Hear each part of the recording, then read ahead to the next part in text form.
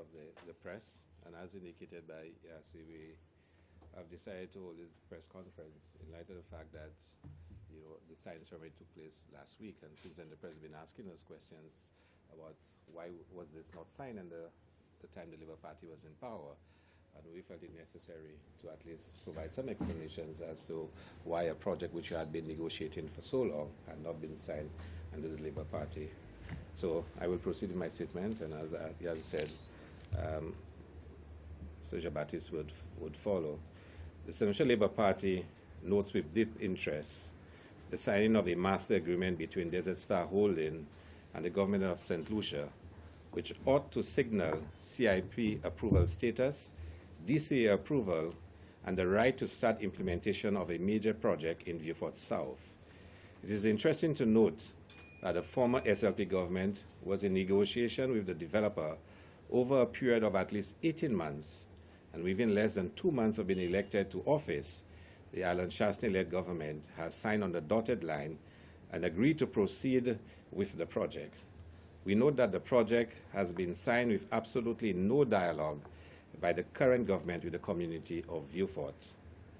The Labour Party believes that the project, if it materializes, has the potential to contribute significantly to the development of the southern part of the island, diversify our investment portfolio, and in particular, help to reduce unemployment in the island. For the promised benefits to materialize, the project will have to be designed and implemented with considerable sensitivity, as it could cause major disruption and dislocation in the lives of citizens in the south of the island. The Central Labour Party points out that whilst it had agreed on most of the fundamental points of the agreement with the developer, there were some critical elements which required national consultation and even parliamentary debate and approval. As a government, the Labour Party has always maintained that as long as no government, particularly ministers, and indeed the minister responsible for citizenship by investment, allow the staff of the CIP unit to operate independently, the program could yield benefits to St. Lucia. Before the meeting office, the Labour Party government approved 4 projects under the CIP program: Bay Garden Residences in Rodney Bay, Belvedere Estates in Belvedere Canaries, Sunset Bay in Strozel, and Range Developments in Black Bay, Labrie. All 4 projects were reviewed by the CIP unit and Invest St. Lucia to ensure that all requirements, including due diligence of the potential investors, were met. All 4 projects also received approval in principle by the DCA. Following these approvals, the CIP unit recommended the projects to the Minister for Citizenship by Investment for onward transmission to Cabinet for approval. Accordingly, the St. Lucia Labour Party wishes to seek clarification on the following. 1. The press release speaks to the Desert Star project being the first and only integrated resort development in St. Lucia. Does that mean that the Alan Chastanet government agreed that there cannot be any approval given to a local or foreign investor for another integrated resource development? If so, can the Prime Minister clarify what was agreed upon as an integrated resort development? Were there any exclusive rights given to DSH for the operation of a casino, horse racing facility, betting facilities, or citizenship by investment?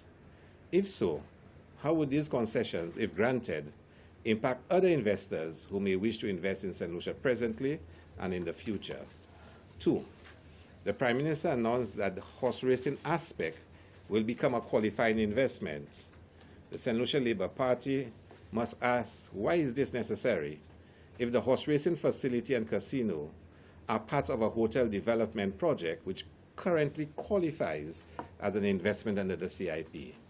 Further, does that mean that any investor interested in horse racing or operating a casino can now apply under the CIP, or is this arrangement exclusive for DSH? The St. Lucia Labour Party wishes to inquire whether the St. Lucia National Trust provided its support for the project as submitted to the Cabinet of Ministers. The Labour Party recalls that there were extensive environmental issues with the project, especially with the use of the Mancote mangrove. the SLP had involved the National Trust in the preliminary discussions, but wishes to inquire whether they were consulted before the final agreement was signed. The St. Lucia Labour Party notes the procedures for CIP approval status to be given and wishes to know whether the CIP unit received an application from the developer and approval was given by the CIP in accordance with the Act and regulations. More specifically, the St. Lucia Labour Party wishes to know whether the CIP unit approved and made a recommendation for the project to be approved by Cabinet. The St. Lucia Labour Party also notes that for a project to receive CIP approval status, it must be granted DCA approval in principle. Did the DCA provide such approval? This is critical because once a project is CIP approved, the developer can commence selling investments, which is a right to citizenship in St. Lucia. But if there is no DCA approval, the project cannot commence. Further, if it is never approved, what happens to the investments which applicants would have made? Therefore, has the DSH been given approval to commence marketing and selling citizenship for investment before it has DCA and CIP approval? 6. The government statement suggests that CIP applications for Desert Star will be accelerated. The Labour Party does not think that any particular investor should be pre-approved or receive preferential treatment, as this undermines the CIP. All applications, regardless of the source, must follow the prescribed due diligence process to maintain the integrity of the CIP. The Prime Minister also announced that the limit for citizenship to be granted for investment will be increased from the present limit of 500 applications as prescribed by legislation. The St. Lucia Labour Party wishes to inform the Prime Minister that he cannot on his own increase the limit. Only the Parliament of St. Lucia can do so. Therefore, has DSH been guaranteed an increase in the annual number of citizenships for investment, which is more than 500? If so, did the Prime Minister promise DSH that he would seek parliamentary approval? If so, what is the number of applications for citizenship that the government has agreed to prescribe for DSH? 8. The Prime Minister's statement refers to the project as a $2.6 billion project. The Labour Party seeks clarification as to whether this is a development cost or is this development cost plus DSH profit. It is a significant point as the figure determines the citizenship allocation for the developer. Assuming, for example, the development cost for the project is only $1 billion, but profit now will stand at $1.6 billion.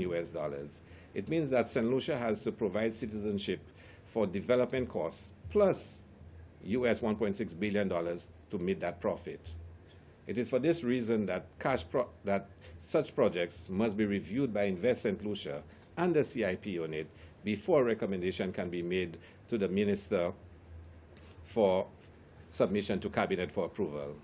Can the government clarify whether the lands and mangrove will be sold or leased to the developer, and if so, at what rate? And if not, will government be transferring the lands and mangrove free to the developer? 9. The St. Lucia Labour Party also wishes to inquire as to what sovereign guarantees or undertakings to make repayments were given to DSH in the event that the project is not successful.